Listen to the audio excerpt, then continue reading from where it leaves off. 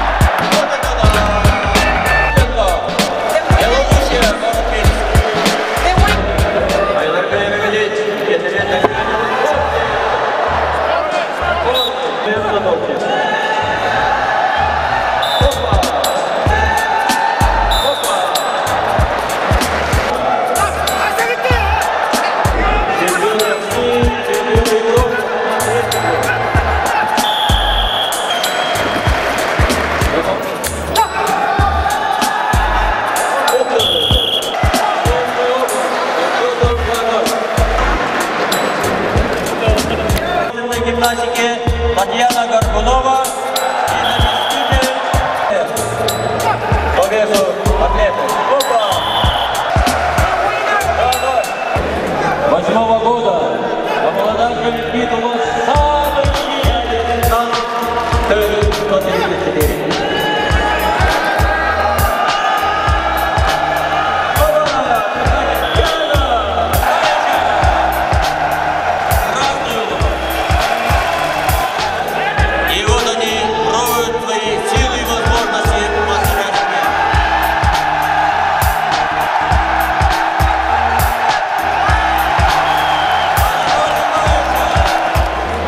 Вячеслав Остапенко является мастером спорта по пауэрлифтингу.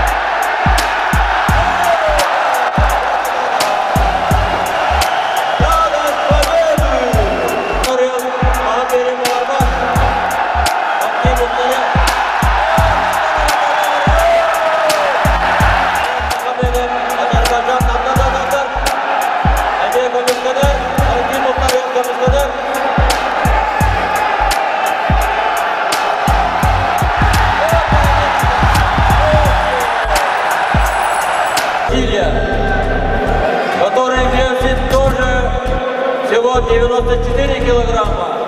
И против него Сергей Турбитин, Узбекистан, 154 килограмма. Турбитин.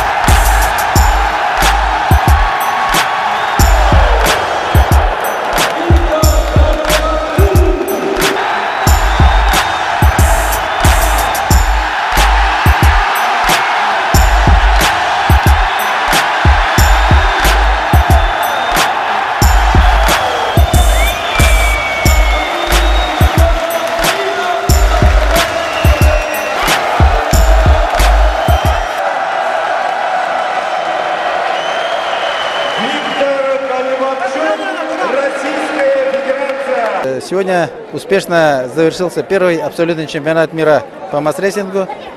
Я думаю, это очень большой шаг в историю и вклад в историю. Ну и самое главное, что это сегодня состоялось во время 5-х международных спортивных игр, 4-я международная спортивная форма Россия-держава, когда в Якутии был наплыв почти всей Азии, 28 стран.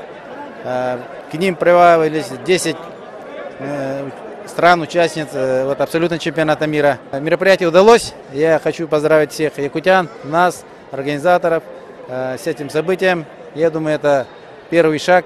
Наблюдатели, которые у нас есть в Бразилии, с Объединенных Арабских Эмиратов, уже сегодня предложили со всей этой программой приехать к ним на финальную часть Кубка мира.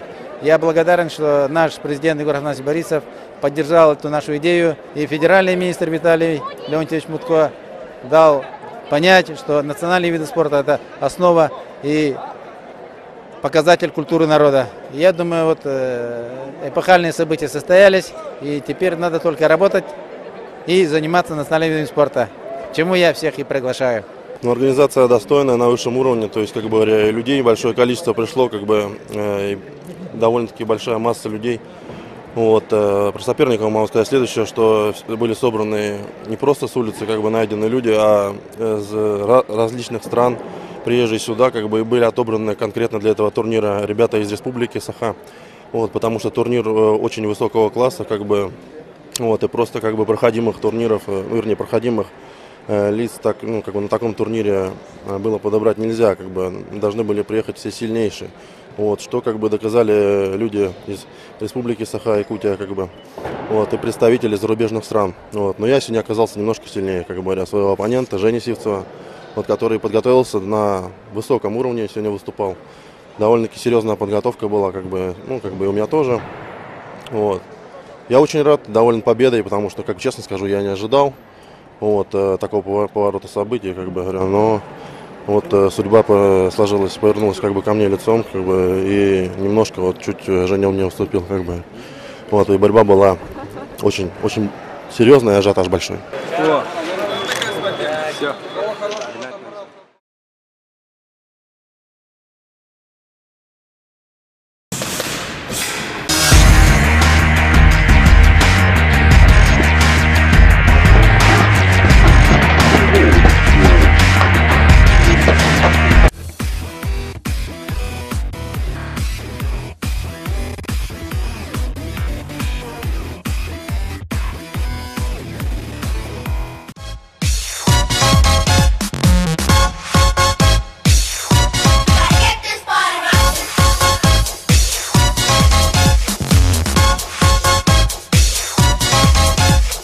В августе 2012 года в столице Республики Якутске пройдет дальневосточный образовательный форум «Саха-Селигер» по направлениям предпринимательства, инноваций и изобретательства, политика, добровольчество и волонтерство, наша армия, информационный поток. Заявки на участие можно оформить на сайте www.sahaseliger.ru или по телефону 841 12 420 255. Не упусти свой шанс стать лучше.